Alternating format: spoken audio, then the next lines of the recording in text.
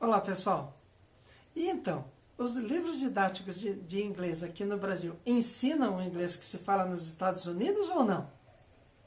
Bom, então nós temos que levar em consideração um fator muito importante quando vamos analisar esse tópico aqui. Tá? Existe uma coisa chamada variedade linguística. O que é essa variedade linguística? É que existe a chamada língua culta, a língua normativa, aquela que segue as regras claras descritas pela gramática, e existe aquela língua que a gente fala. Então existe uma diferença básica entre a língua formal escrita e a língua informal falada. E eu preciso entender que há uma diversidade muito grande nisso daí. Isso é chamado de variação linguística. Ok? Então o que acontece? Você, no mesmo país, pega aqui o Brasil. Nós vivemos no Brasil, um país de dimensões continentais. Então nós temos pessoas com os mais diversos sotaques, com palavreado regional. Então você pega, por exemplo, o gaúcho, o modo como ele fala, certas expressões que ele utiliza, é diferente do que o paulista utiliza, do que o carioca utiliza, o que o mineiro utiliza, o que o pessoal do Nordeste utiliza. Então cada região tem suas características específicas. E se não bastasse isso, tem outros aspectos que influenciam essa variedade linguística, né? Que, por exemplo, a questão da idade. As pessoas mais novas, elas têm um tipo de vocabulário e um tipo de expressão que sempre vai ser diferente do que as pessoas mais velhas. Então, pessoas da minha geração têm uma determinada forma de se comunicar que é diferente de uma pessoa que tem 14, 15 anos. É natural, certo? Houve uma diferença aí do uso da língua nesse período.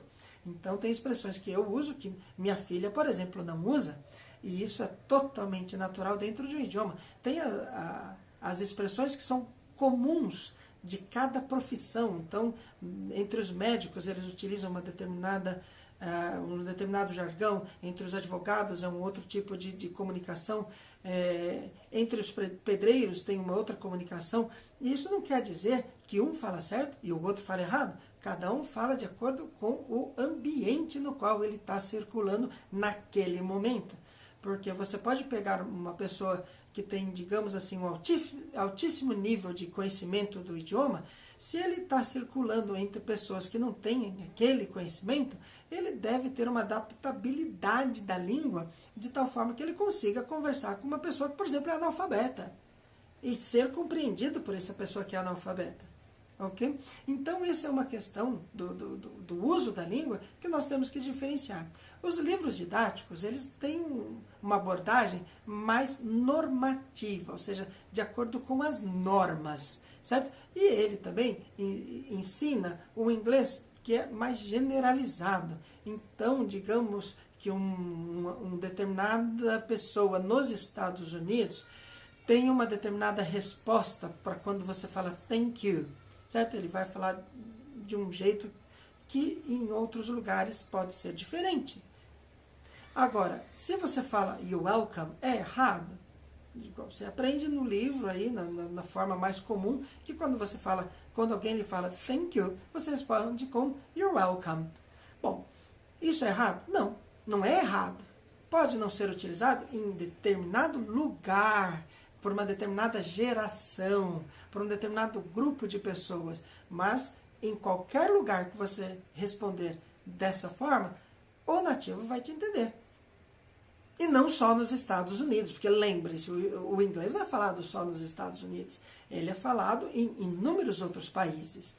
Então, uma determinada resposta que eu aprendo ali no meu livro didático, ela é uma resposta que é válida, claro, é normal. Você imagina o seguinte, um livro didático, ele foi composto por um grupo de pessoas estudiosas. O camarada passou ali anos na faculdade, ele estudou o sistema linguístico, os sistemas de aprendizagem, então ele aprendeu sobre construtivismo, gerativismo, ele aprendeu uma série de técnicas pedagógicas para você ensinar um idioma, a psicologia do desenvolvimento da aprendizagem. O camarada aprendeu inúmeras coisas, passou anos ali na faculdade fazendo isso. Depois que ele terminou a graduação dele, que ele recebeu a licenciatura, ou seja, eu tenho licença para ensinar o idioma, não basta eu ser falante disso, mas eu tenho uma autorização oficial para eu ensinar esse idioma, eu faço uma pós-graduação, faço um mestrado, de repente um doutorado, aí eu sou contratado por uma grande empresa como a Universidade de Oxford,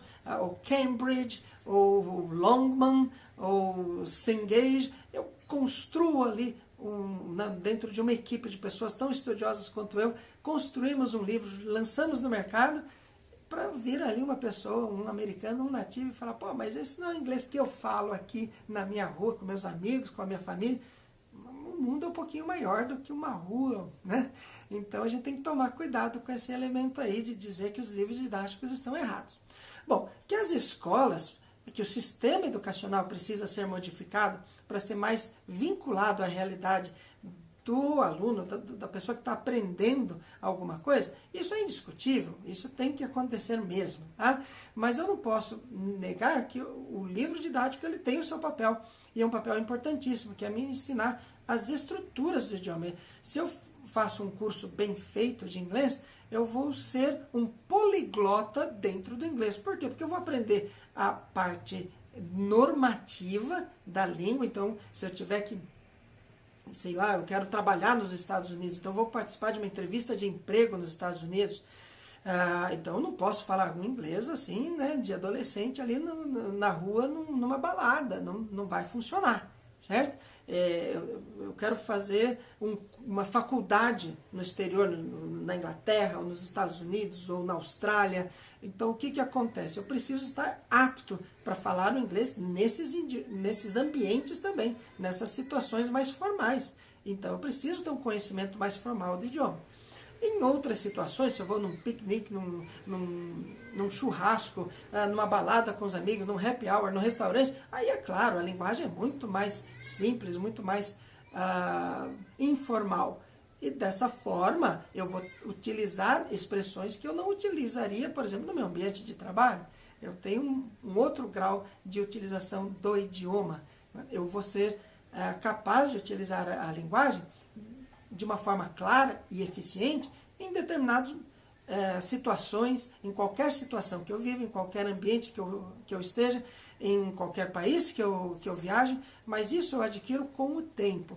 No início eu preciso efetivamente aprender as estruturas normais do idioma, o basicão, digamos assim, para ter um elemento para depois crescer. Porque não adianta eu querer já aprender a grande variedade linguística que existe dentro do inglês. E, sobretudo, eu não posso dizer que é errado responder com o thank you, com o you're welcome, porque na minha experiência pessoal, eu já não uso isso, eu como nativo não uso essa expressão, e eu não ouço essa expressão aqui no ambiente em que eu circulo, né? Por quê? Porque seria a mesma coisa que aqui no Brasil eu dizer que a expressão uai não é utilizada pelo brasileiro. Bom, não é utilizada onde? Aqui, onde eu moro em São Paulo, aqui em São Paulo não é utilizado essa expressão. Mas quem está aprendendo português vai falar assim, olha, não use o I porque é errado. Não é assim, né? Então, você tem que entender que existe essa variação linguística. Existem modos da pessoa se comunicar. E, obviamente, eu tenho que aprender aos poucos quais são essas variações, até para eu ter um domínio maior do idioma. Então, é recomendável que eu tenha essa flexibilidade de aprendizado.